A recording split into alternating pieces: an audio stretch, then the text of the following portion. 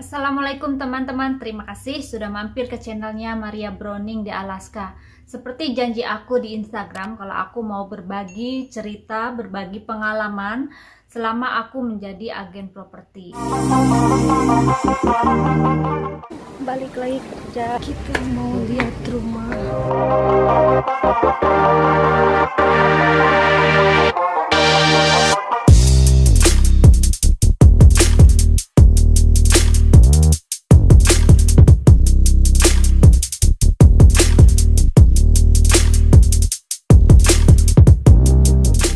Dua lantai, ada 5 kamar tidur. Tapi sebelumnya aku mau cerita dulu kenapa aku bisa terjun ke dunia properti, dunia yang sama sekali aku nggak pernah bayangin dan buta. Tahun 2002 aku baru menikah dengan bapaknya anak-anak, dan itu juga aku baru lulus kuliah. Aku lulusan arsitektur. Cari pekerjaan gampang-gampang susah waktu itu. Aku selalu diterima, tapi diterimanya itu selalu nggak ada gajinya. Waktu itu aku diterima di bursa semacam saham jual beli gitu di Sudirman. Aku cuma seminggu karena pertimbangannya banyak. Selain karena aku nggak digaji, jadi berdasarkan komisi. Kalau misalnya aku mendapatkan klien, ongkosnya juga lumayan berat karena waktu itu kan kita bener-bener dari nol banget. Jadi untuk modal pulang pergi kantor itu buat kami waktu itu sangat sulit. Jadi aku putuskan untuk mencari pekerjaan yang memang bisa dijangkau dan dekat dari rumah. Waktu baca-baca iklan, kebetulan aku lihat di internet untuk lowongan di Permata Hijau. Agen properti, nggak ngerti caranya gimana, agen properti itu pun apa, aku sama sekali buta. Tapi karena aku nggak mau di rumah diem aja, setidaknya aku mencari pengalaman dulu. Aku melamar di agen properti Rewide Permata Hijau. Kantornya itu di belakang Hero Permata Hijau. Jadi ya dari rumah kalau naik motor sih cuma 5 menit, kalau jalan kaki lumayan jadi sekitar 30 menit. Waktu wawancara, syaratnya itu aku satu harus punya kendaraan, dan itu aku nggak punya. Dua, harus punya handphone, dan itu juga aku nggak punya. Ketiga, mau kerjasama. Ya kalau kerjasama lah aku pasti mau lah ya, karena tanpa modal. Nah yang dua ini yang aku berat, aku bilang aku nggak punya. Manajernya bingung kan. Terus aku bilang aku bener-bener mau kerja gitu loh. Kata manajernya waktu itu, kalau kamu nggak punya handphone, gimana klien-klien kamu untuk menghubungin kamu gitu. Untungnya aku itu ada sedikit tabungan. Ingat banget waktu itu aku tuh punya uang 250.000. Jadi aku cari di iklan dan dapet handphone bekas, dan itu pun mati-mati mulu, sejam harus dicas. Tapi oke lah, pokoknya syarat utama itu aku harus punya handphone. Kalau kendaraan masih bisa dibantu dari kantor. Oke, handphone aku udah punya, aku semangat dong. Pokoknya dengan modal 250.000 dari handphone itu, aku yakinin aku mau kerja. Hari pertama kerja itu bener-bener buta. Pas masuk, manajernya langsung ngajak aku pergi. Aku bilang, kemana pak? Udah ikut aja gitu. Kita pergi ke pameran apartemen di kota kalau nggak salah waktu itu ya. Dan manajer tuh nggak ngomong atau menginstruksikan aku suruh ngapain gitu ya. Dia bilang, kamu lihat-lihat aja dulu. Sendirian, baru pertama kali aku disuruh lihat-lihat. Akhirnya aku pura-pura apa ya, ambil brosur, pura-pura nanya ini apa ya, pokoknya gitulah.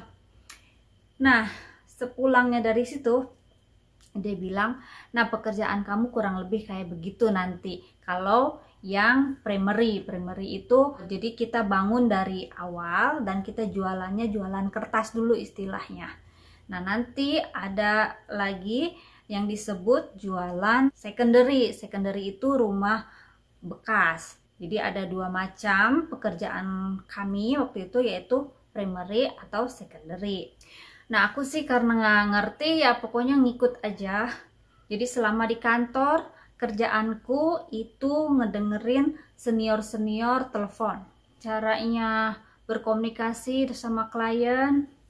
Terus di kantor itu kita dibagi dengan floor time namanya. Floor time itu kita duduk di meja, tugas kita dari pagi sampai sore. Kalau misalnya ada klien, kalau datang itu akan menjadi klien kita.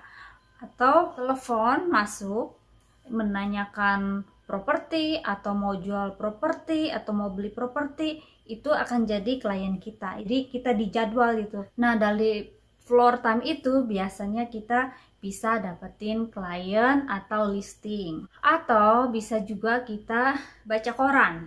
Dari koran itu kita bisa lihat apakah yang menjualnya itu adalah pemilik langsung atau agent. Biasanya kita cari yang owner langsung. Kalau owner langsung biasanya kita menawarkan, boleh nggak kita bantu untuk jual gitu. Atau cara lain untuk mendapatkan pembeli adalah atau listing dengan cara kita sebar flyer. Di situ ditulis aja misalnya membantu jual beli. Pokoknya kita menjual diri kita sendiri untuk menawarkan kalau kita bisa membantu mereka untuk menjual rumahnya. Atau kita pinjam listing teman-teman dan kita simpen di flyer kita, bisa dijual rumah sekian sekian sekian sekian. Nah, simpen nomor handphone kita, dan mau nggak mau harus jalan kaki. Jadi di sekeliling kantor kita itu adalah trade area kita, pasar kita. Sebar flyer satu rumah satu rumah satu rumah gitu. Dari situ biasanya kalau misalnya mereka pengen jual rumahnya atau tertarik dengan rumah yang kita cantumkan di flyer itu, mereka akan telepon ke kita. Kalau misalnya mereka telepon ke kita, sedangkan listingnya kita nggak punya, tapi listing temen satu kantor, itu nanti kalau misalnya terjadi transaksi, kita bagi dua sama teman kita. Selain itu juga, biasanya farmingnya itu sambil ketok-ketok rumah, jadi door to door. Mau itu ada sign mau dijual, disewakan ataupun enggak, ataupun memang kosong, tapi biasanya aku ketok-ketok rumahnya, ngobrol dulu sama pembantu atau sama satpam, cari info apakah rumahnya mau dijual, apakah yang punya rumah lain yang mau dijual atau disewakan gitu. Itu penting banget kita ngobrol sama satpam sama pembantu ya. Tapi memang nggak mudah untuk ngobrol sama pembantu atau satpam, karena mereka juga kan takut kali ya kasih informasinya.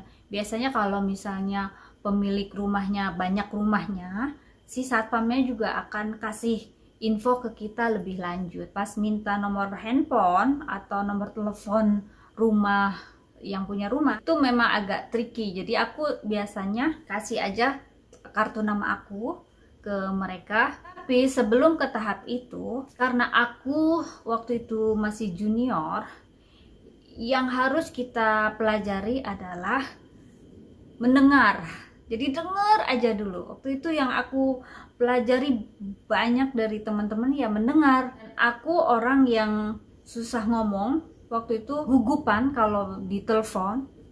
Apalagi kita tahu yang kita telepon itu miliarder, orang-orang kaya, orang-orang yang levelnya udah jauh banget sama aku, sedangkan aku baru lulus kuliah yang gak punya apa-apa gitu kan.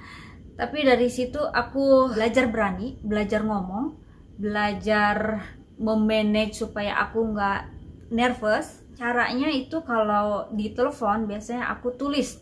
Misalnya aku mau nanya ini, mau nanya ini, mau nanya ini, tulis. Kalau enggak aku lupa, pasti blank. Tahun 2002 itu nggak ada WhatsApp, jadi kalau enggak teks atau telepon. Biasanya di kantor itu akan ada meeting setiap seminggu sekali. Nah, di meeting itu kita dengerin aja, pasti ada kasus-kasus dari senior-senior kita yang bisa kita pelajarin.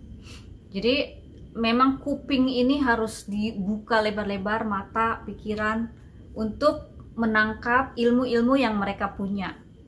Sebetulnya aku itu disuruh untuk training selama 1 minggu di Rewayat Pusat.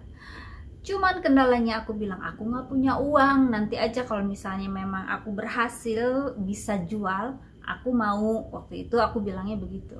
Jadi manajernya juga bilang, ya udah nggak apa-apa, yang penting kamu belajar dulu dan mau sungguh-sungguh untuk jualan. Selain kita mencuri ilmu mereka secara nggak langsung dengan mendengarkan, cara yang lain yang aku waktu itu pelajarin adalah menguasai wilayah. Dulu tuh nggak ada GPS, jadi aku benar-benar fotokopi peta, kita harus kuasain, yaitu permata hijau. Jadi aku harus hafalin, oh ini jalan ini jalan ini jalan ini. Pokoknya gang-gangnya kita hafalin. Kalau bisa, di peta itu kita ciriin. Misalnya jalan kristal. Sepanjang jalan kristal itu, misalnya nomor 1 sampai nomor berapa, sampai ujung gangnya itu kita harus tahu tuh. Kalau bisa nomornya tulis, dan nomor handphone ownernya kalau bisa kita harus tahu. Nah, dengan kita menguasai wilayah, suatu saat ada pembeli tanya, kita bisa tahu, oh yang di jalan ini, oh yang di jalan itu. Memang semua teori yang aku bilang tadi itu nggak semudah yang aku ngomong. Itu perlu proses. Aku sempat mau mengundurkan diri, tapi alhamdulillahnya manajernya baik banget.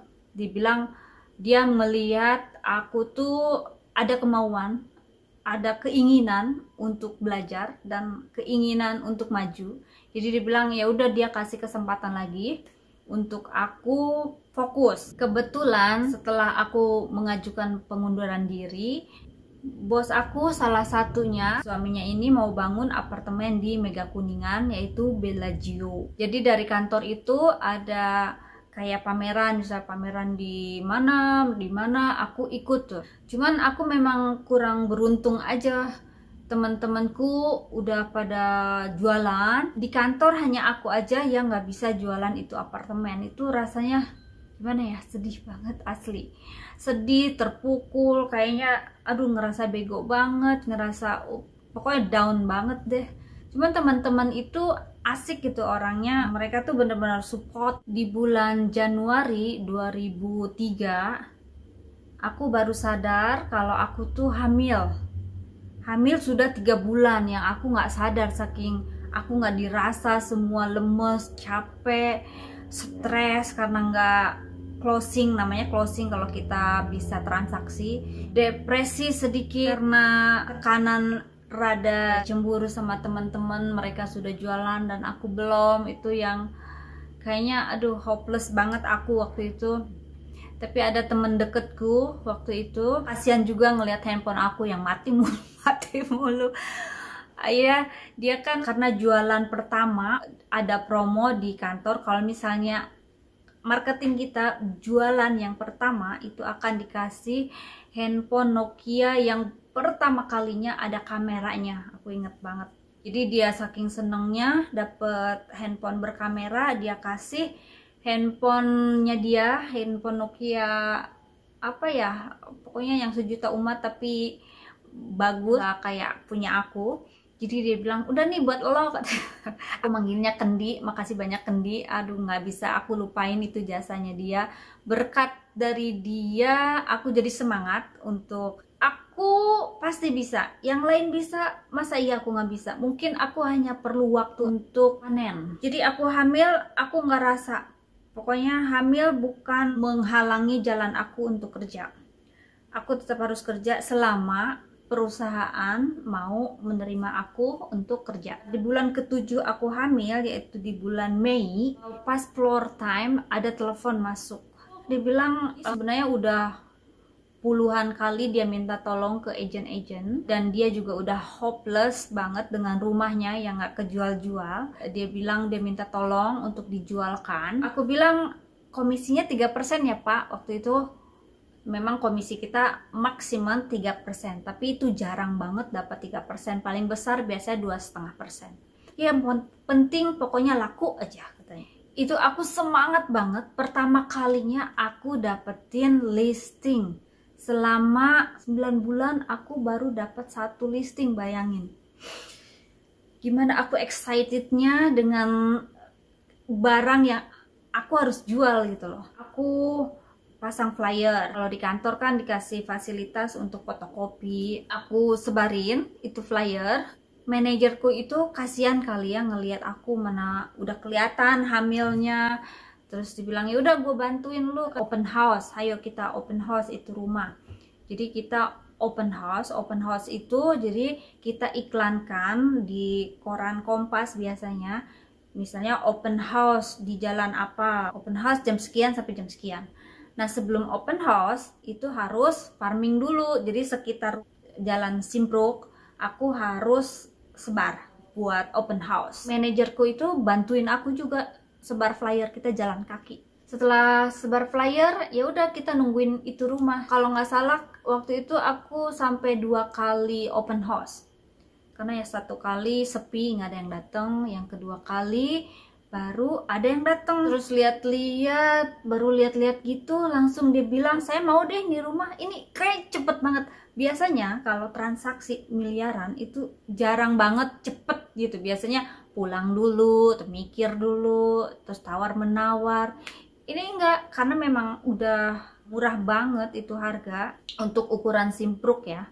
Terus dia bilang saya nggak punya uang, punya uangnya di dompet sekarang cuma 5 juta.